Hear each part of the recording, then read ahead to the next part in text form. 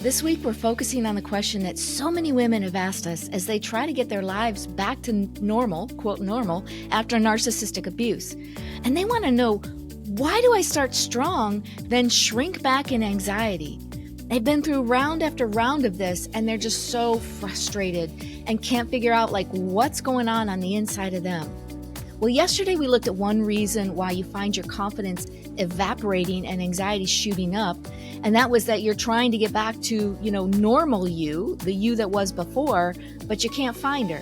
Now, today we're going to be looking at triggers that are hair sensitive and can rapidly hijack your confidence when challenges pop up. Right in the moment when you need to rise to the occasion, something in you gets hijacked and your confidence plummets and your anxiety goes up, okay? So let's take a look at this first one, this idea of triggers that are hijacking your confidence. So what's being triggered?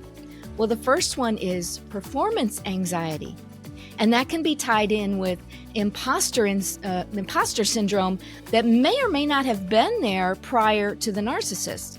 So performance anxiety, which is sort of a fear of failure, it is hand-tied with that imposter syndrome, because with imposter syndrome, you feel like you have to do 10 times more, and you fear exposure. You fear that maybe you're not good enough actually, and that's why you have to work so much harder. But the performance anxiety is an issue in of itself, because that fear of failure may not have been there before. I mean, all of us have a certain threshold, right?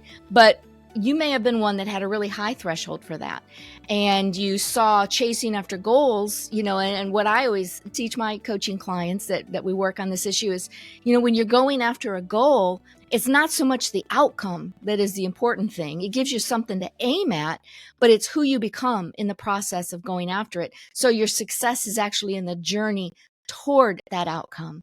But at the same time, we still want the outcome from it, right?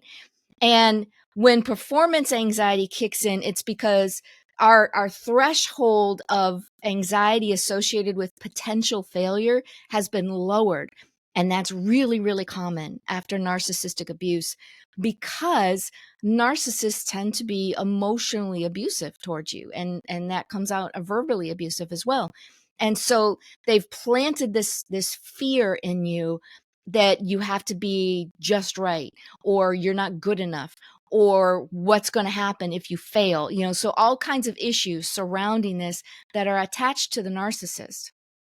Now, if you had a narcissist as a parent when you were growing up, it can be even worse. And you might not even know what it feels like to not live with this anxiety. And maybe you've achieved goals and done things because you have just, you're so doggone stubborn in a good way, that you have just pushed yourself to do it. But it hasn't been a joy in the process. It's felt more like a drivenness. And that in of itself is anxiety producing as well. You may be dealing with voices from the past that are whispering doubt to you in one form or another about who you are, about your capabilities. And that might be a parent. It could have been a teacher or a coach when you were growing up. It might have been a former boss. It could have been that narcissistic spouse from the past, but there's something that when you go to chase after something, or you're faced with a situation, all of a sudden there's an echo from the past. And so when you hear that, you have to ask yourself, whose voice am I hearing in my head? When those negative things, that it sounds like your own narrative, whose voice is that really? And along with that, another thing that can cause this anxiety to flare up, right in that moment when we need to rise to the occasion, is unhealed trauma. And you can bet your sweet bippity boo that you have unhealed trauma that's from a narcissist from the past. So pushing yourself to perform and just press through to the next level just through a sheer act of your will send you into this wall of overwhelm. And all of a sudden you're just taken over by this, and something in you just absolutely shuts down. That's that fight, flight, or freeze that kicks in. Also, another trigger is if you haven't given yourself time to grieve and to heal after the narcissist, then any number of those things, those steps in the grieving process, you can have triggers attached to that causes the same outcomes, and you can only power through just so long before you hit that wall. and that wall of overwhelm, that wall of anxiety, the wall of emotions and fears, and all these things just come back. And it's like a dump truck just dumped all this garbage on you, and you're trying to like swat it out of the way so you can figure out what your next right step is. So it doesn't have to be that way. I just want to give you a heads up on that. So one of the things you can do for right now, again, we're going to talk about 3 steps on Friday. So I hope you hang with me this week as we walk through all these pieces. But for right now, for today, you can start thinking about your triggers. Like if something happens today, if something happens the remainder of the week, or think back previously. Sometimes we can see our triggers better from an objective standpoint with a little bit of time. But at the same time, once we're aware that we have these triggers, we can catch ourselves in the moment. Like look for signs. Like what are you feeling as you step into something?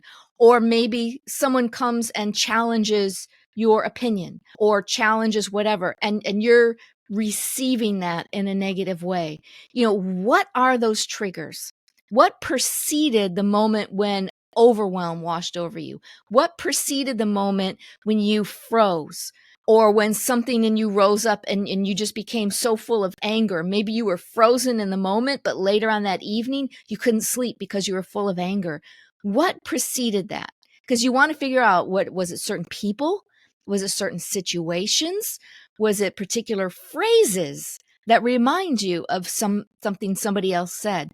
Was it demands that you placed on yourself? See, anxiety is a threat response, right? It's fear-based. When we feel threatened, we feel anxiety and that adrenaline.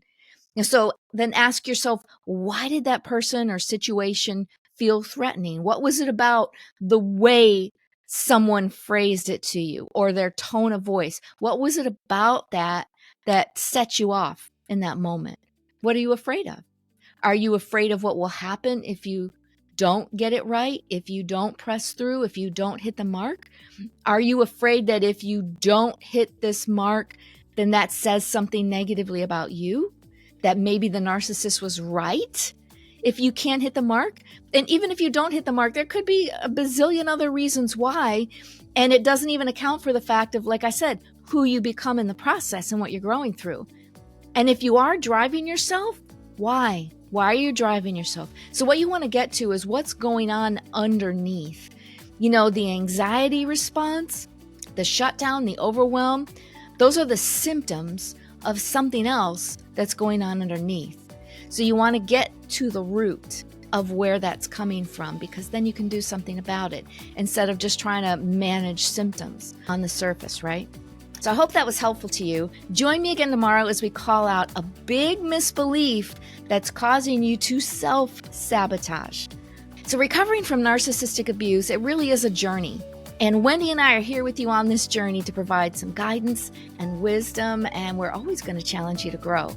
So partner with God and focus on becoming just that little bit better, that 1% better than you were yesterday, than you were the week before, because it's all cumulative.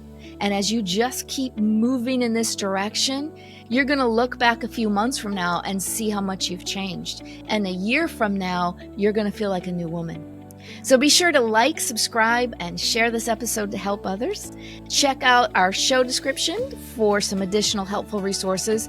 And feel free to reach out to me at email. You can contact me at hello@AnnetteChesney.com if there's something you'd like to chat about, if you've got questions or there's something you'd like to share.